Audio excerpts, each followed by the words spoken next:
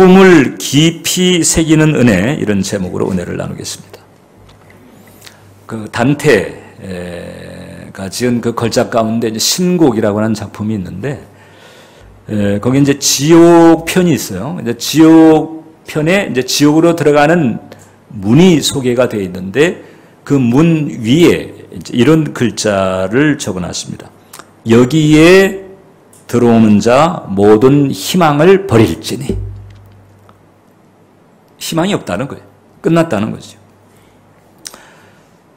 근데 지옥이라고 하는 것은 이제 죽어서 가는 데만이 아니고, 이 땅에 살 때에도 희망이 없는 상태면 그것도 사실 지옥에 속한다고 볼 수가 있습니다. 그런 점에서 저는 이제 그 인류 역사 가운데서 가장 최악의 생존 조건, 지옥과 같은, 그냥 뭐 지옥이라고 해도 과언이 아닌 그런 최악의 생존 조건을 저는 이제 나치의 유대인 수용소로 봅니다. 왜냐하면 나치의 유대인 수용소는 악의적이고 그리고 아주 냉혹하게 사람들을 괴롭히다가 죽이려고 괴롭히다가 끝내는 처참하게 죽이는 그런 그 고의적으로 고안된 그런 장소죠. 그러니까 거기서 살아남는 게 사실 기적인 거예요. 근데 이제 이 2차 대전이 끝날 때에 거기서 살아남은 사람들이 있었어요. 근데 살아남은 거예요.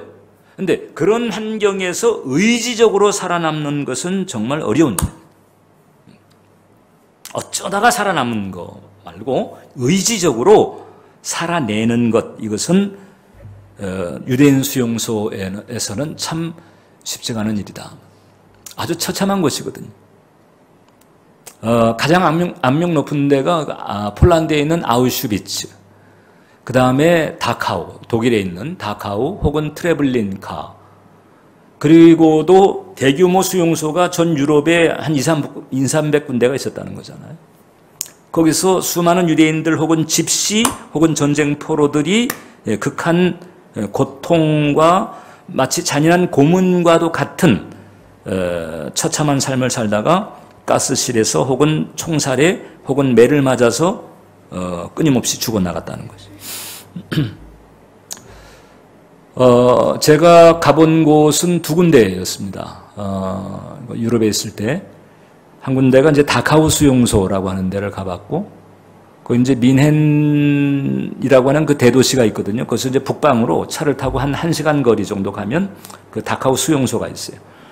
그리고 이제 또 한 군데가 그 독일의 그 만하임이라고 하는 그런 도시 곁에 있는 그 부켄발트 수용소가 있는데, 제가 이제 왜 그곳을 갔는고 하니, 비교적 그 당시의 상태를 잘 보존하고 있는 그런 곳이었죠. 그래서 이 인류 역사의 최대 비극 중에 하나로 간주되고 있는 그 현장을 이제 한번 가보고 싶었던 거죠. 그 중에서도 이제 그 다카오 같은 곳은 생체 실험으로 유명했습니다. 어떤 생체 실험을 하는고 하니, 그 유대인이나 집시를 데려다가 이제 이게 밀폐된 공간에 집어넣고 거기에서 이제 산소를 빼는 거예요. 산소를 계속 빼내다가 어느 시점에서 죽어버리느냐.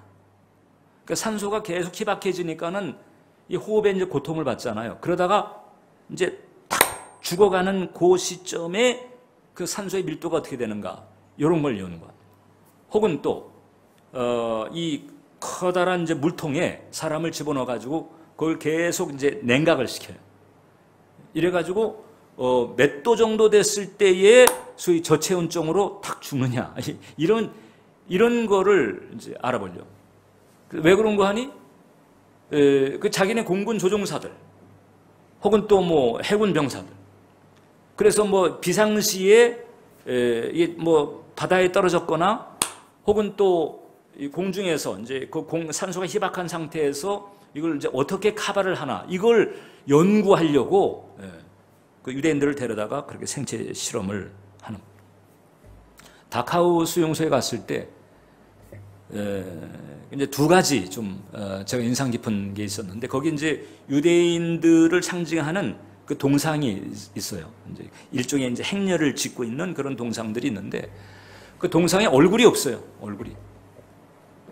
머리서부터 이렇게 몸의 형체는 있는데 얼굴이 없어요.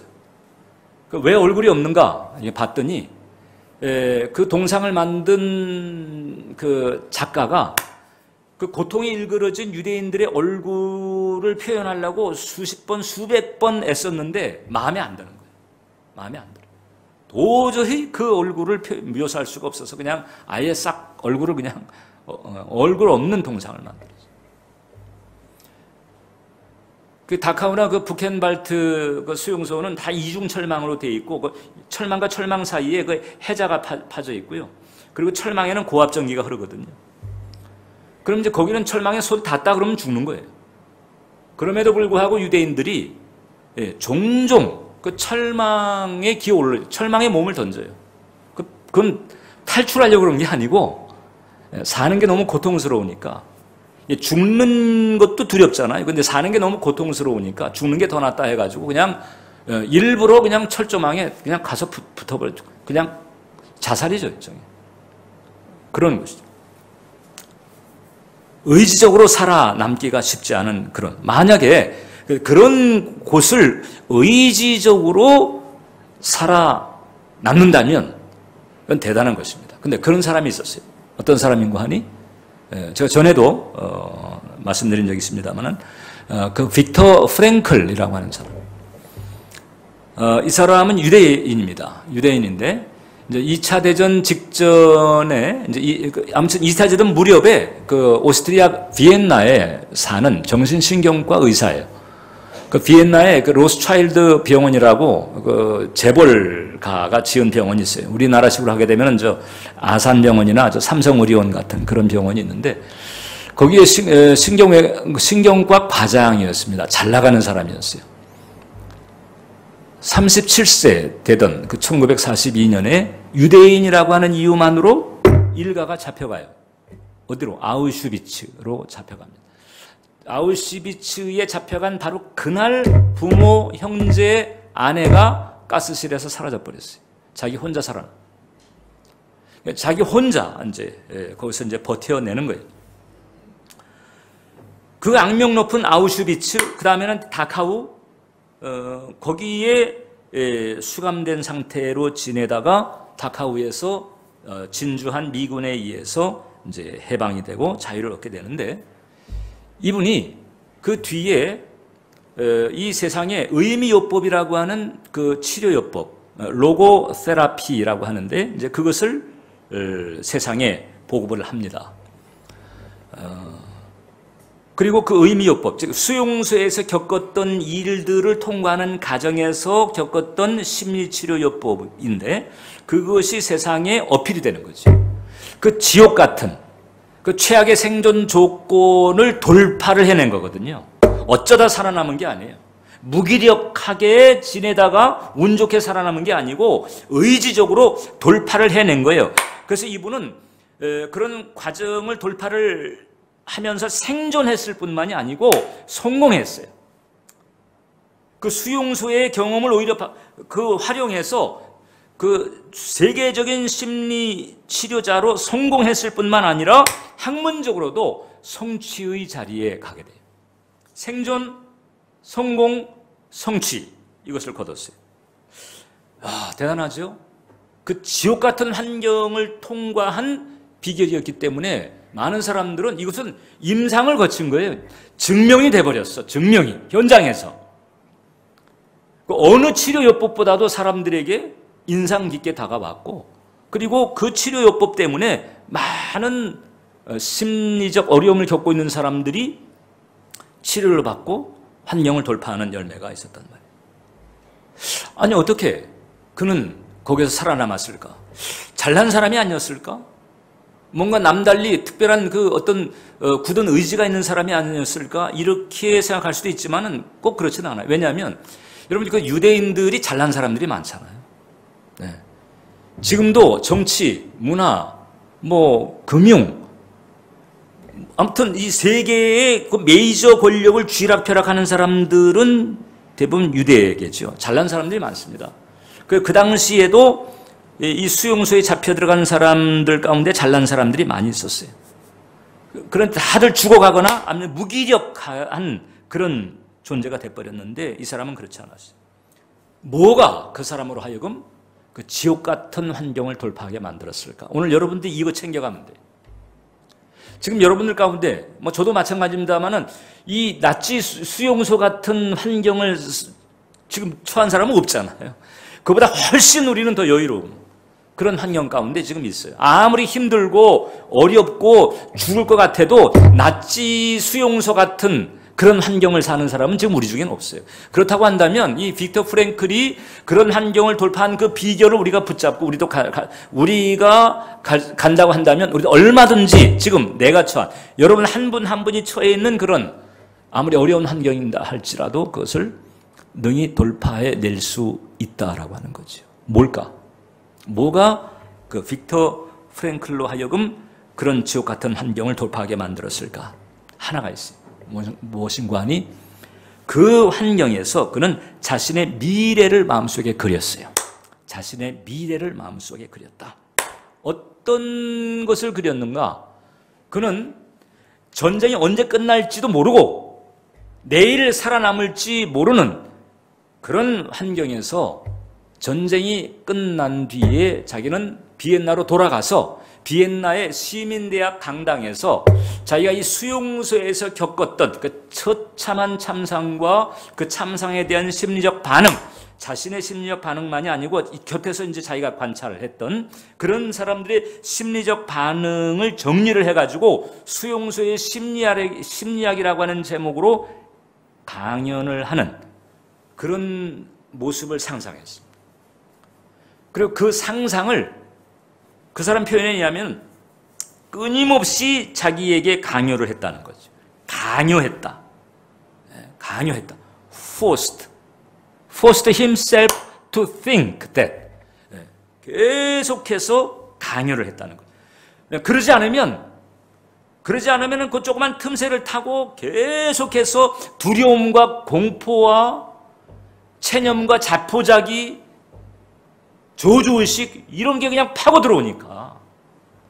왜냐하면 매 순간순간마다 그 나치 장교들과 그 다음에 그 독일 군들과 그 다음에 그 유대인들 가운데 앞잡이들이 계속 못 살게 굴고 죽이려고 하는 데니까 거기는 시달려 가지고 죽이려고 하는 데니까 그런 부정적인 정서를 계속 치고 올라오니까 계속해서 그 상상을 자기에게 강요하면서 그 상상 이외에 다른 이 부정적인 정서들이 침입해 들어오지 못하도록 자기의 마음을 간수하는 치열한 노력을 했다는 거죠. 결국 그게 그런 하여금 의지적으로 살아남게 만들었고 그리고 자기가 본 그림 그대로 자기가 그린 그림 그대로 그는 전쟁이 끝난 뒤에 비엔나에 다시 돌아가서 비엔나 시민대학에서 수용소의 심리학이라고 하는 강연을 한 거예요. 그때 그 그림을 상상하면서 거기에 한 가지 덧붙였던 게 뭔가 하니 커피를 마시면서 비엔나에서 마시는 커피니까 무슨 커피겠어요? 커피를 마시면서 강연을 하는 그 그림을 계속 이게 그로 하여금 생존하게 했을 뿐만 아니라 성공하게 만들었고 그 분야에서도 성취의 자리에 가게 만들었다는 거죠.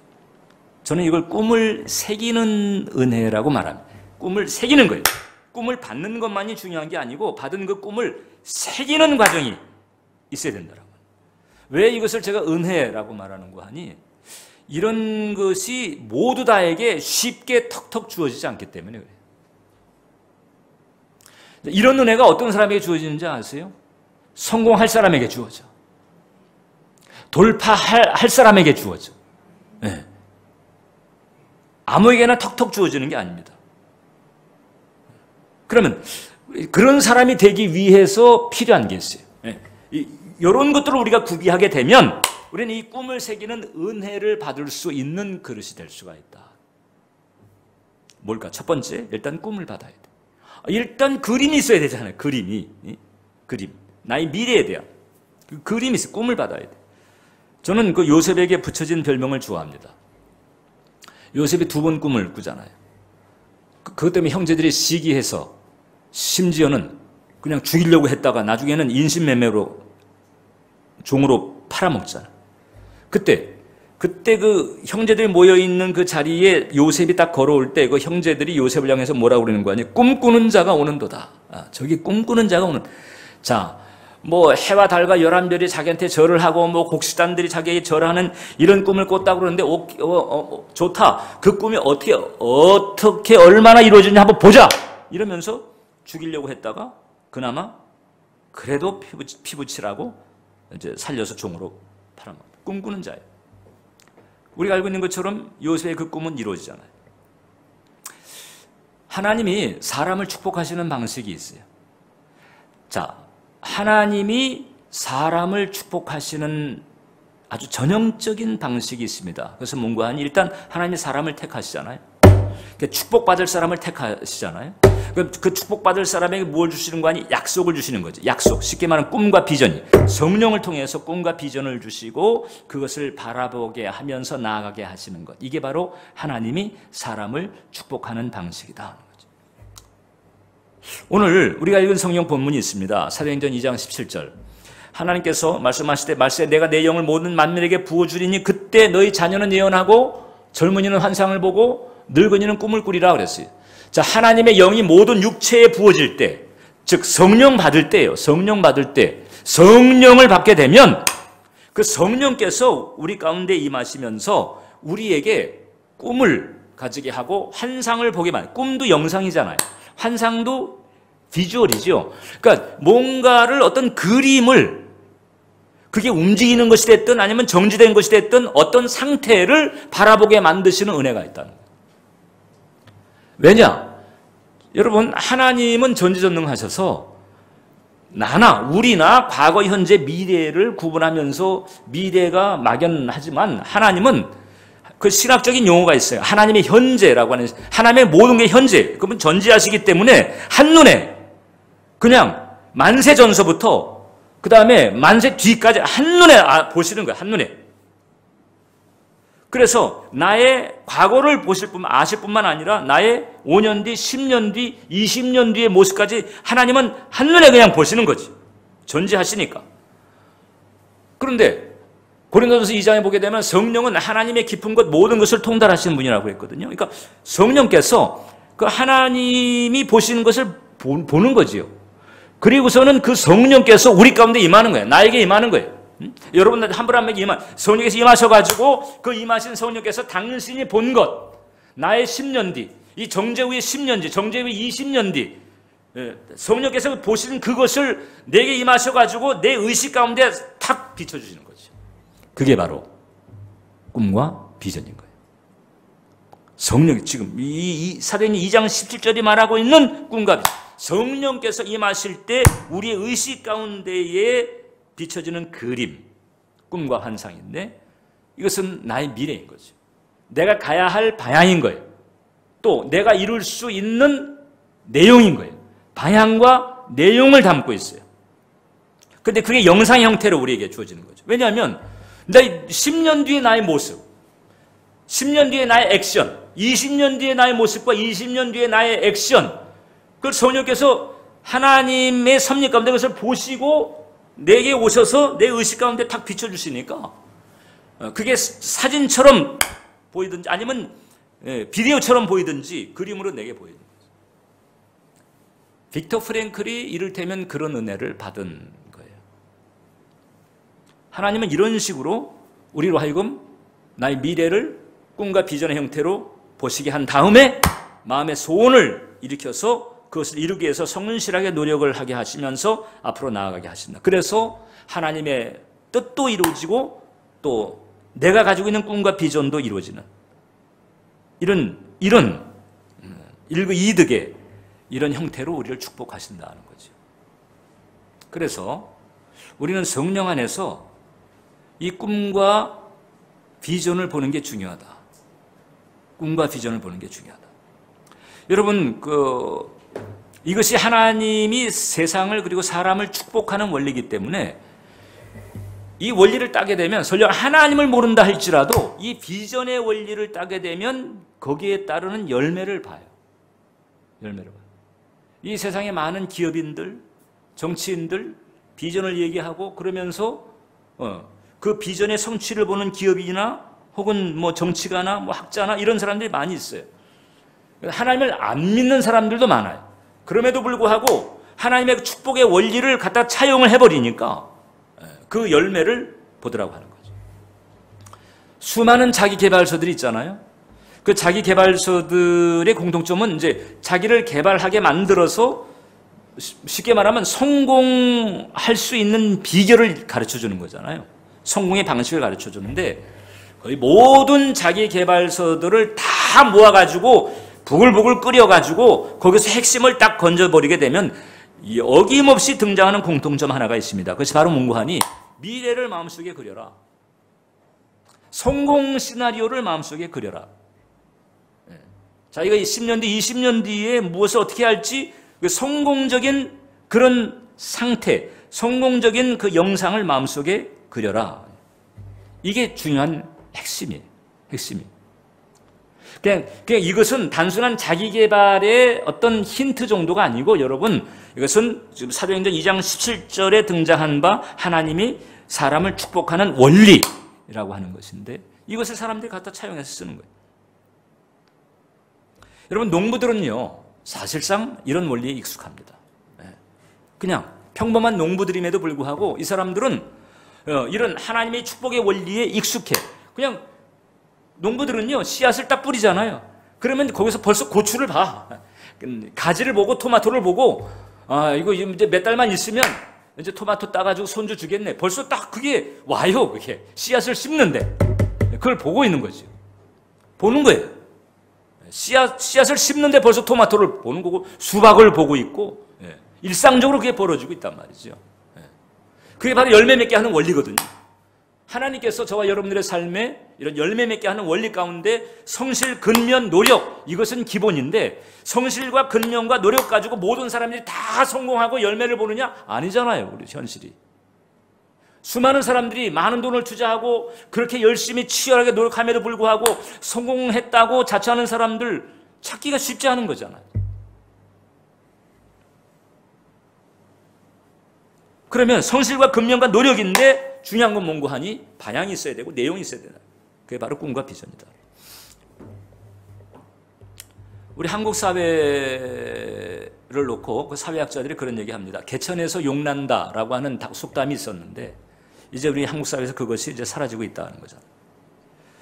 보통 이제 개천에서 용난다는 얘기는 뭔고 하니 가문, 뭐 배경 이것이 없고 뭐 돈도 없지만은 열심히 공부해가지고 열심히 공부해서 고시를 통과하고 열심히 공부해가지고 뭔가 진급시험에 뭐 합격을 하고 뭐 이런 식으로 돼가지고 그래서 신분에 상승할 수 있는 기회가 있었는데 이제는 그것도 어렵다는 거예요. 왜냐하면 이제 이게 공부를 잘 하려면 그 사교육비라고 하는 것이 투자가 되지 않으면 안 되는 시절이 됐다. 소득 격차에 따라서 소득이 많은 가정은 사교육비를 많이 투자하면서 좋은 교육을 받게 하고 이러면서 좋은 열매를 얻게 하는데 돈이 없는 가정은 그나마 못한다는 거예요. 지금 서울대 합격한 합격생 중에 43%가 강남 3구 출신이에요. 강남구, 서초구, 송파구. 부모들이 엄청나. 요즘 그 스카이캐슬인가 하는 드라마가 뭐 인기를 많이 끌었다고 그러잖아요. 예. 엄청나게 투자를 하는 거예요. 뭐 작전서부터 뭐 심지어는 뭐 그 드라마는 조금 많이 나갔지만은 경쟁자를 죽이기도 뭐 하는 경우가 있었다고 그러잖아요. 지금 판사들, 사법부에 있는 신규 임용되는 판사들의 37%가 강남 3구 출신. 특목고 출신. 엄청난 사교육비의 결과로 보는 거예요. 그러니까 돈이 없으면 이제 잘 가르칠 수도 없고 그렇기 때문에 이렇게 신분 상승의 기회도 자꾸 사라지는 현실이 되었다고 보는 거잖아요. 그러면 힘없고 돈 없는 사람들은 이제 그냥 이렇게 맥풀린 채 있어야 되느냐? 그건 아닌 거지. 하나님은 하나님 안에서는 그렇지 않다. 성령은 아니라고 말해요. 성경은 신명기 28장 13절 보게 되면 하나님께서 우리를 향한 하나님의 마음이 뭔가 너를 머리가 되고 꼬리가 되지 않게 하시고 위에만 있고 아래에 있지 않게 하시는, 이게 바로 우리를 향한 하나님의 마음인데, 그럼 이와 같은 축복을 어떻게 누리게 만드시는고 하니 바로 꿈을 통해서, 꿈을 받고 그 꿈을 새기는 과정을 통해서 하나님께서는 우리로 하여금 얼마든지 신분 상승의 길을 가게 만드신다. 지금 가장 대표적인 사람이 누구예요? 요셉이잖아요. 요셉은 그 당시 애굽 사람의 입장에서 본다면은 오늘날 우리 한국 사회에서 우리가 이주민 대하듯이 뭐 벵글라데시 사람이나 뭐 필리핀 사람 대하듯이 이주민이에요. 별 볼 일 없는 히브리 노예 출신인데다가 그것도 성폭행 미수범이에요. 주인의 마누라를 범하려다가 미수돼가지고 그냥 감옥에 잡혀 들어간 성폭행 미수범이, 그야말로 흑수저죠. 그런데 그 꿈이 그 요셉으로 하여금 그 애굽의 총리 대신이 되게 만들었어요. 이게 바로 하나님이 사람을 축복하시는 방식이죠. 꿈이 있어야 된다. 꿈. 오늘 여러분들이 정원 나눌 때 정원교제에서 그런 부분을 내가 가지고 있는 꿈을 한 두 줄로 요약할 수 있는 사람이 복된 사람이죠. 두 번째입니다. 자, 이렇게 꿈을 받았다 할지라도 꿈을 받은 데서 그쳐서는 안 된다. 뭐가 필요한? 전투적인 바라봄이 필요하다. 전투적 바라봄. 운명과 환경을 뒤집는 이 바라봄, 꿈을 바라봄이잖아요. 이 바라봄이라고 하는 것은 전투적인 수준이 필요합니다. 대단한 꿈을 꿨다고 그래가지고, 내가 이 꿈을 받았어. 성령을 통해서 내 꿈을 이게 나의 미래야. 그리고 그냥 그 꿈을 받았다고 그래가지고 그 다음에 아무것도 그냥 안 하고 있으면 그 꿈이 이루어지느냐? 천만에 이루어지죠. 꿈은 가능태예요. 꿈은 가능태입니다. 그 가능태가 현실태로 되게 만들려면 그 꿈을 전투적으로 바라보는 것이 필요하다. 그럼 전투적인 바라봄 말고 또 다른 종류의 바라봄이 있느냐? 있어요. 어떤 바라봄이냐? 어설픈 바라봄, 연약한 바라봄, 마음의 소원도 있고 잘 됐으면 좋겠고 성공했으면 좋겠고 부자 됐으면 좋겠고 이런 마음의 소원은 있는데, 그런데 인생을 살아가다가 여러 가지 일들이 많이 생기잖아요. 자그마한 부정적 자극이 딱 와도 그냥 거기에 휘청돼가지고 막 헤매고 그냥 깔아앉고 힘들어하고, 그 다음에 뭐 잘 되겠다고 하는 소원은 있는데 대부분 부정적인 생각, 어두운 생각, 이런 생각에 사로잡혀가지고 그래서 그냥 창백해져 있고, 이렇게 되면 그 운명과 환경을 뒤집을 수 없어요. 빅터 프랭클이 그 수용소에 있을 때 그 그림, 그 상상을 편하게 할 수 있도록 그렇게 하는 환경이 아니었어요. 하루하루 이거 내가 오늘 살아남나? 오늘은 살아남을 수 있나? 이 빵 한 조각 더 얻기 위해서 내가 이게 무엇을 해야 되나? 그 추운 겨울에 그냥 이 헛곁, 그냥 이거 하나, 내복도 안 입고 이거 하나 입고 나와가지고 추운 겨울에 철로 공사를 한다는 거거든요. 근데 그걸 알았다는 거예요. 이 옷 하나만 입고도 추운 겨울에 철로 공사하는데 감기 안 들 수 있다는 것을 알았다는 거잖아요. 그 정도로 하루하루 지내기가 힘겹고 고달픈 그런 환경에서 그냥 웬만하면 저 철조망 한번 갖다 달라붙으면 그냥 이 고통 끝나. 이런 상황에서 이 빅터 프랭클은 계속해서 비엔나 커피를 마시면서 강당에서 수용소 심리학을 강의하는 그 상상을 계속 강요해, forced himself, 계속 강요해. 그게 결국 죽음의 수용소에서 죽음을 걷어차버리게 만들었고, 절망의 수렁에서 절망을 걷어차버리게 만들었다. 그리고 이제 그런 마음을 가지고 있다 보니까 이런 마음의 여유가 생기는 거예요. 어떤 순간이 이제 내가 나가면 이제 강의를 해야 되니까, 그럼 내가 지금 뭐 해야 돼? 지금 이 상황에서 힘겹다고 죽겠다고 막 이렇게 그냥 깔아앉을 게 아니고 뭘 해야 돼? 강의 준비를 해야 돼. 강연 준비를 해야지. 그러니까 건건마다 케이스마다 쭉 보면서 저렇게 했을 때 저 사람은 저렇게 반응하는구나. 저거를 극복하려면 뭐가 필요할까? 이제 이 환경을 보는 눈 자체가 다른 거예요. 마음 자체가 달라지는 거예요. 훨씬 더 여유롭게 되고 관찰자의 입장에서 강의의 소재로 써먹을 생각을 해버릴 정도로 여유가 생기는 거지. 이게 바로 꿈이 주는 은혜예요. 이게 바로 꿈이 주는 축복이다. 그리고 나중에 빅터 프랭클은 자기가 본 그대로, 바라본 그대로 그것을 누리게 돼요. 얼마나 감격스럽겠어요. 얼마나 감격스럽습니까?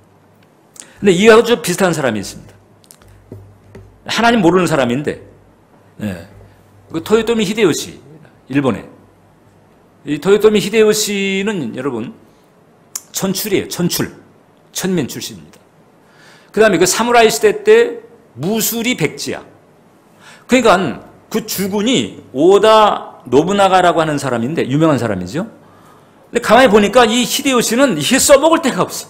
싸움을 잘하나, 뭐 그렇다고 그래가지고 출신 배경이 좋다. 그래가지고 22살 때 너는 내 말이나 끌어라. 이래가지고 마국간 당번으로 그게 채용이 된 거예요. 그래가지고는 그 주군의 말을 끌고 다니는 시종으로 이렇게 됐어요. 어느 날 이 주군을 모시고 큰 마을에 들어갔는데, 이제 이 오다가 그냥 이 오다 노부나가가 나는 그냥 좀 일찍 쉬겠다 그러고 방에 먼저 들어가니까 이제 시간 여유가 생겼잖아요. 그래가지고 이제 큰 길을 나가 이제 구경을 하는데 보니까 손금 보는 사람이 딱 앉아 있는 거예요. 옳다, 손금을 보자. 이래가지고 다 같이. 그래서 복채를 주고, 자, 내 손금 봐주시오. 그래가지고 손금을 딱 봤더니 그 점쟁이가, 아이고, 당신은 남의 말이나 끌고 다닐 시종팔자요. 와. 나한테 그 사람 어디 있냐고 물어보지 마세요. 용하잖아요. 아, 이 맞네, 이 사람 봐. 이 사람 맞네. 그럼 이제 웬만하면, 그래, 내 팔자 뭐 별거 있겠어. 그리고 이제 물러나올 텐데, 이 히데요시는 주머니 탈탈 털어가지고 복채를 더 주는 거예요. 딱 더 주면서 뭐라고, 자, 여기다가 손금을 하나 거달라. 어떤 손금이, 천하를 제패할 사람의 손금이 어떤 손금인지 그거 하나 거달라. 그러니까는 점쟁이는 복채 주니까 좋다. 그러면 거기다가 먹으로 딱 손바닥에 이렇게 딱 그리면서 요게 바로 천하를 제패할 사람의 손금이다. 그날 돌아와가지고 이 히데요시가 한 일이 문구하니 나무 조각 가지고 그 먹에, 그 먹으로 그린 그 손금을 그 손바닥에 쫙 피가 나도록 계속 긋는. 요 손금. 이제부터는 이 손금이 내 손금이다. 이래가지고 피가 나도록 계속해서. 틈만 나면 자기 손바닥에다. 이미 이제 우리가 알고 있는 것처럼 히데요시는 전국을 장악하잖아요. 그리고 쇼군이 되잖아요. 그래가지고 실력이 넘쳐가지고 우리나라까지 넘봐가지고 얼마나 우리를 괴롭혔어요. 천출에 무술도 없고 남의 말 끌던 시종인데 쇼군이 됐어요. 꿈을 새긴 거지. 새겼어요. 미래, 천하를 제패하는 그림을 계속 새긴 것과 똑같아. 이 누굽니까?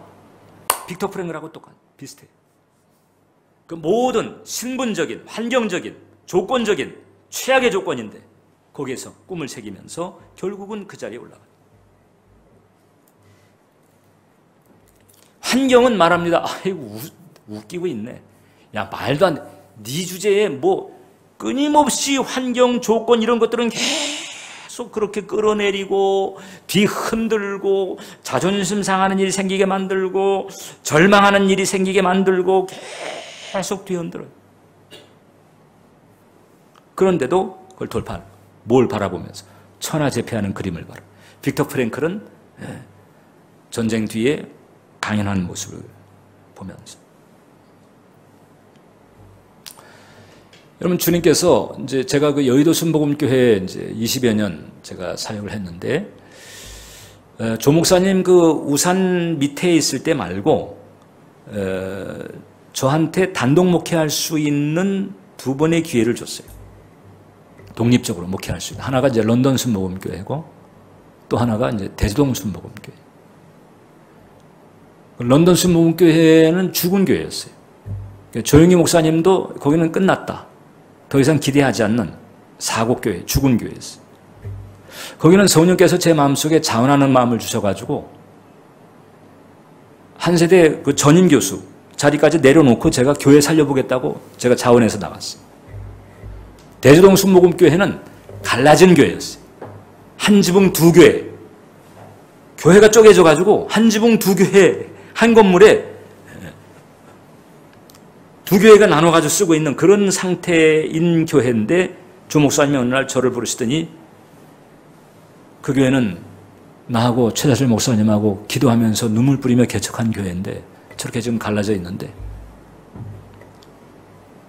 자네를 좀 보내달라고 하니 어떻게 하냐. 그래가지고 전쟁통에 제가 뛰어들었어요. 하나는 죽은 교회고 하나는 한 지붕 두 교회고. 근데 뭐 요약하자면 런던 교회는 살아났어요. 네, 좀 뭐 질투가 생겨요. 왜 살아났댔는데 전혀 뭐 좀 대주동 교회는 수습이 됐어요. 그 런던 교회는요, 그 교회가 살아나서 제 후임자가 가가지고 또 목회를 잘해가지고요. 나는 죽은 사람을 살린 셈이고 내가 살린 건 아니죠. 말은 똑바로 해야 돼. 주님께서 살리셨는데 제가 거기 쓰임 받은 거예요.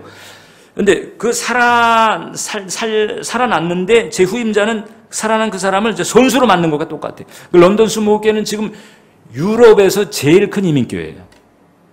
그 다음에 대주동 순복음교회는요, 그때 두 쪽으로 갈라져가지고 이제 제가 맡았던 부분이 300여 명 정도 남은 그런 상태에 갔는데 나중에 그것이 수습이 되고 한 지붕 두 교회를 제가 22개월을 겪었는데 그래서 그 상황이 수습이 되고 대법원 판례도 바뀌고 이렇게 되면서 나중에 대동교회 출석만 1000명이 넘는 교회로 주님이 성장을 시켜줬어요.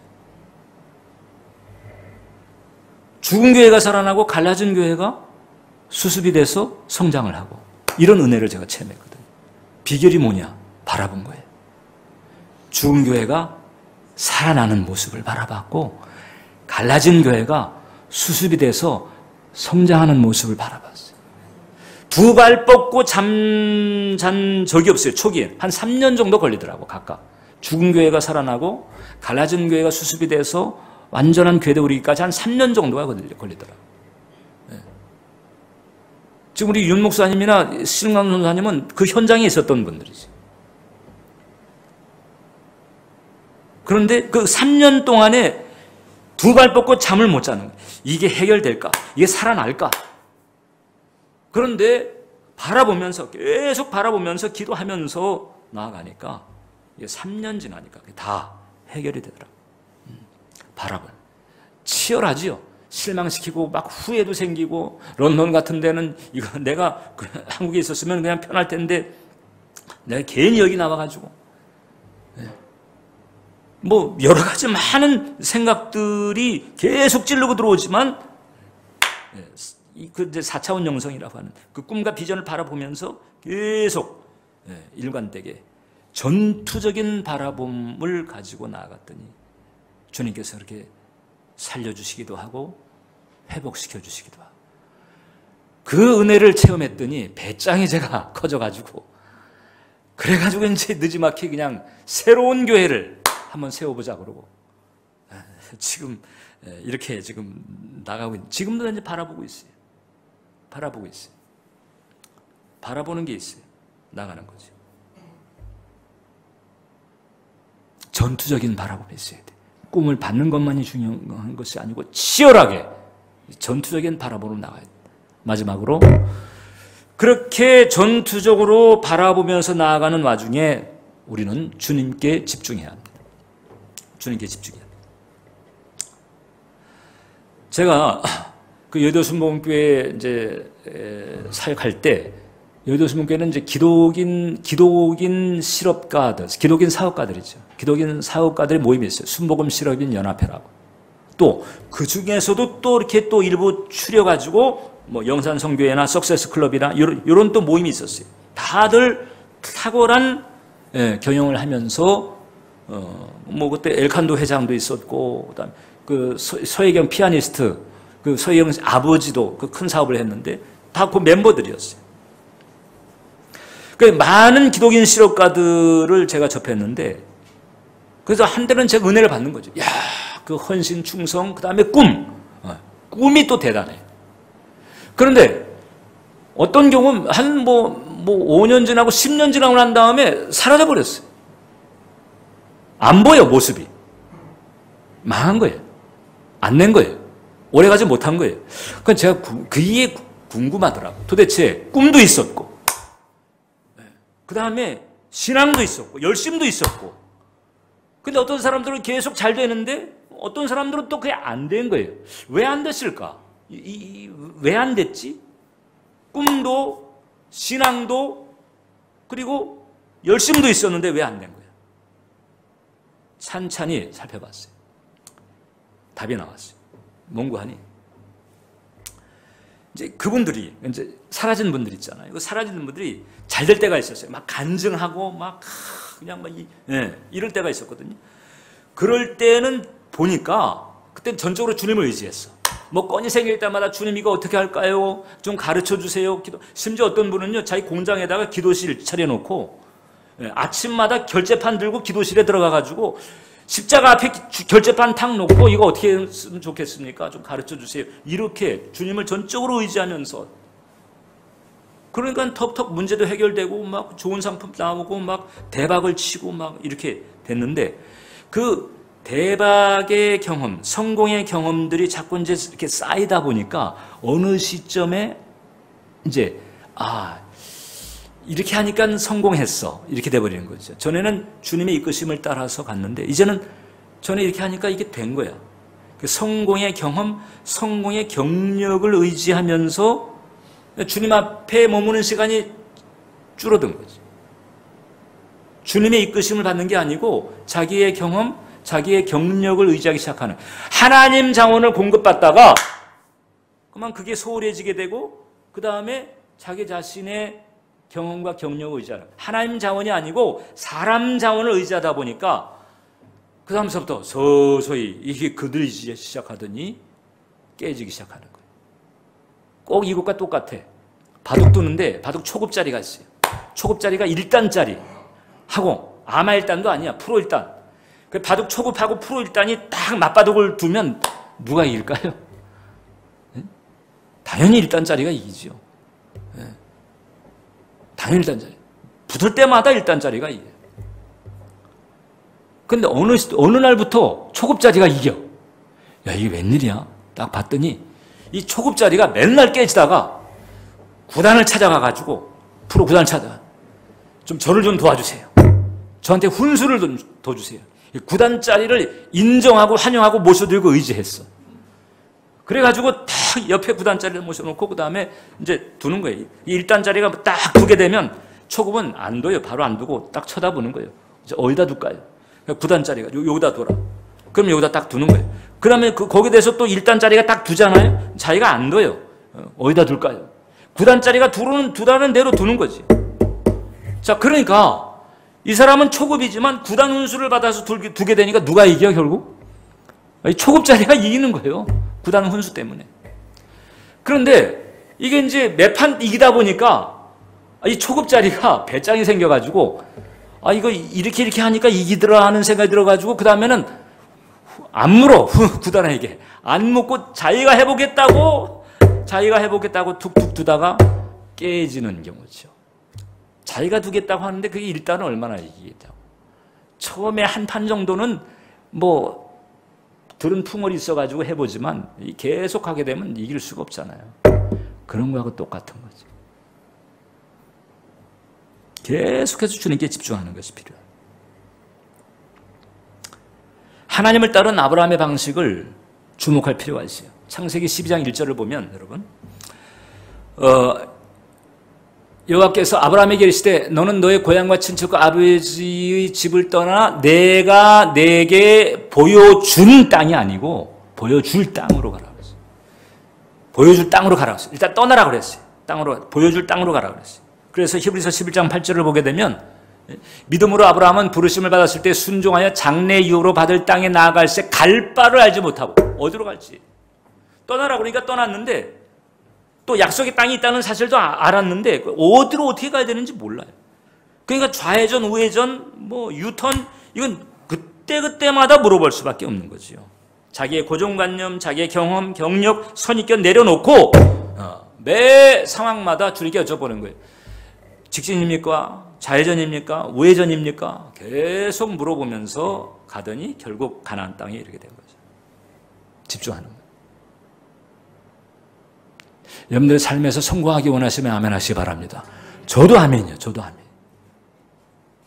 근데 중요한 건 뭐지요? 이 세상과의 싸움에서 아담의 저주와의 싸움에서 나는 훈수를 받아야 되는 거예요. 하나님 훈수를 받아야 돼. 매번마다 하나님 훈수를 받으면 사탄이 됐든 뭐 세상이 됐든 뭐가 됐든 나는 이기는 거예요. 할렐루야. 이기는 자가 되는 거예요. 승리하는 자가 되는 거예요. 성취를 보는 자가 되는 거예요. 이게 바로 꿈과 비전이 주는 축복.